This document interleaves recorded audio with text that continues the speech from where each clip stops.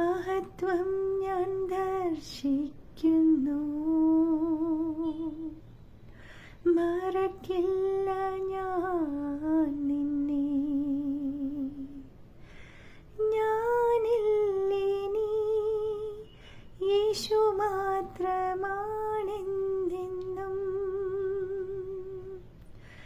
ഞാനില്ലിനി യേശു മാത്രമാണെന്നെന്നും. അതേ പ്രിയരെ, ഞാനല്ല, എന്നിൽ ജീവിക്കുന്നത് ക്രിസ്തു അത്രേ. അതിനാൽ ഇച്ഛിക്കുന്നതും പ്രവർത്തിക്കുന്നതും ദൈവമല്ലോ തിരുവുള്ളമായിട്ട്. നമ്മൾ യേശുവിൽ ഒന്നായി കഴിയുമ്പോൾ നമ്മളില്ല. അവനാണ് പിന്നെ നമ്മുടെ ജീവിതം ഏറ്റെടുത്തിരിക്കുന്നത്.